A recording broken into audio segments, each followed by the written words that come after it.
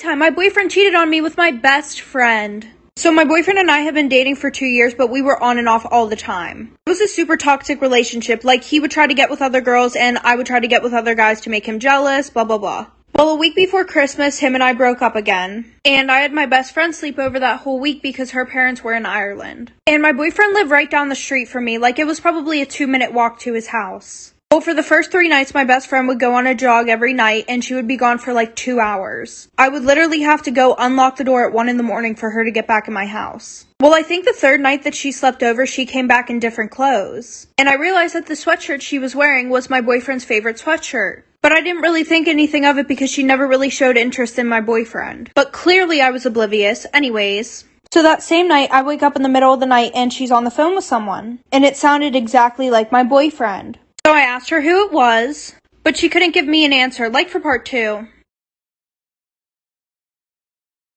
Part 2 of how my boyfriend cheated on me with my best friend. So she told me not to worry about it, and I was like, alright, whatever. So the next day, my boyfriend shows up at my house asking to get back together. Not a surprise, by the way. And of course I said, okay, we can be back together, blah, blah, blah. So that night while I'm in my room, my best friend's on the phone, and she has her AirPods in, so I couldn't hear who it was. And she was like, okay, I'll be there in 5 minutes. And when I asked her where she was going, she wouldn't tell me. Well, she left her phone at my house. And because she usually tells me everything, I thought that something sus was going on. So I went through her phone. And I see that she's been texting this guy Jay a lot.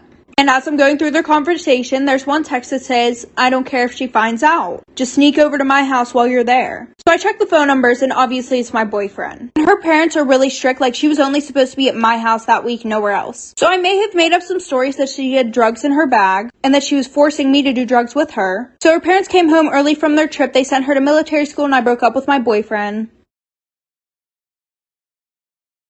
Story time, my parents found out that I was dating a white boy.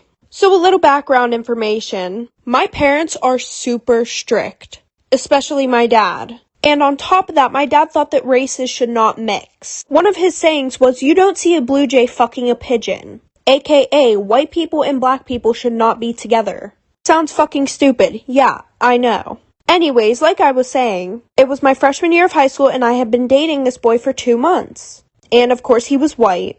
And we had to keep it super low-key because if any of my friends found out about it, they would have fucking told my dad. Now when I look back at it, those weren't good friends at all. Anyways, every Friday, my boyfriend and I would go to the movies. And we would go to this theater that was 45 minutes away because nobody that I knew would be there. The only person that knew that I was dating a white boy was my sister. Well, the one day after the movies, I couldn't get a ride home, so I had to get a ride home with him and his family. And as soon as I pulled up, my parents were waiting outside, like for part 2. Part 2 about how my parents found out that I was dating a white boy. So like I said, my sister couldn't come pick me up, so I had to get a ride with him and his family. And what do you know, as soon as we pull up to my fucking house, my dad is standing on the porch waiting for me. So I told his parents to drive around the block one more time while I called my sister and told her to distract my dad. So as we're driving up to my house again, I see that my dad isn't on the porch. So I run into the house before he could see me getting out of a white boy's car. So a few months go by and we're still dating, very low key. And the one night at 3 a.m, I get woken up by my sister. And she says, you better delete any pictures that you have of you and you know who off your phone. And you better come up with the story right now. Because one of your friends took pictures of you walking with him in the hallways and kissing him behind the stairwell at school. So after I deleted everything off my phone, a few seconds later, my dad came into my room screaming his head off. He was so mad. I ended up getting my ass beat, and I also got grounded from my phone for 4 months. But after that, my mom ended up leaving my dad, and then him and I got back together. Story time, my boyfriend caught me cheating on him with his older brother. A little background information. I was a sophomore in high school and him and I had been dating for about 3 months. And every day after school I would go over to his house. Sometimes he would be late coming home though because he would have soccer practice. But I would go to his house anyways because I was friends with his sister, who was also in the same grade as me. Well, his older brother was a senior in high school. Well, the one day I went over his house and his sister wasn't home. She was tutoring at school or something.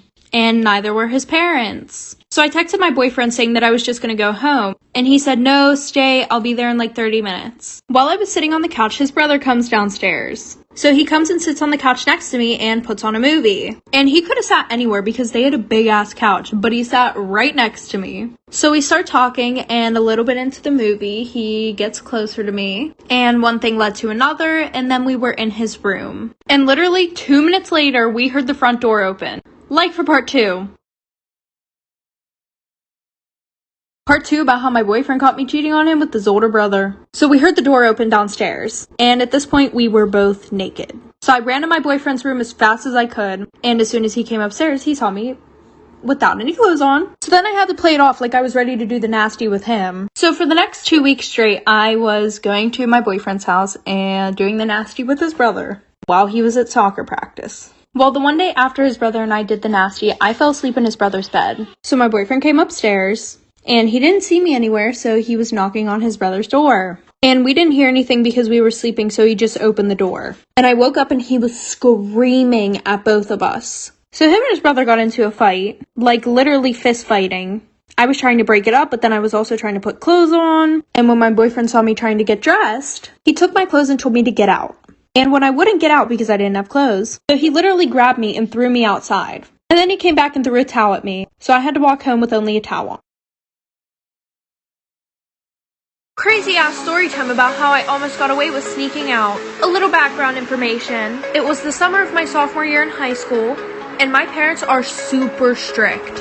Like, they had a tracker on my phone, they had a tracker in my car, they have cameras all over my house, and my curfew was 7:30 even on weekends. Well, this boy that I really liked was throwing this party, and I begged my parents to go, and of course they said no. So my friends and I came up with this elaborate plan on how I was going to sneak out of my house and go to this party. Well, one of my friend's brothers had his license. So at 11 o'clock, after everybody fell asleep, they parked in my neighbor's driveway. Before everybody fell asleep, I made sure to put my ladder up to my window from my bathroom. And because it was in the back of the house, there were really no cameras around there. Well, skip ahead, I couldn't get down the ladder. So my friend's brother had to come around and try to move the ladder. But I was still too scared to go down the ladder by myself.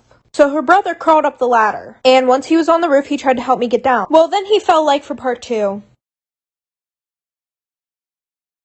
Part 2 about how I almost got away with sneaking out. So like I said, he fell off the roof. Let me elaborate on that. So while I was going down the ladder, my foot slipped. So he grabbed a hold of my hand and I started falling along with the ladder. So then he grabbed a hold of the ladder, tried to pull it back, but when he did that, he flipped over the ladder. Well, he fell through this glass table that was on the deck that was around my pool, and everybody in my house woke up. My dad came running outside. Oh, and her brother wasn't moving after that. So my dad called an ambulance, and my friend who was with her brother had to call her parents. And pretty much after that, I got grounded for a full year. I didn't have a phone or anything. They took my car away. They also drilled my windows shut. My friend didn't get grounded because her parents knew that she was going to this party. Oh, and her brother was in a coma for 3 months.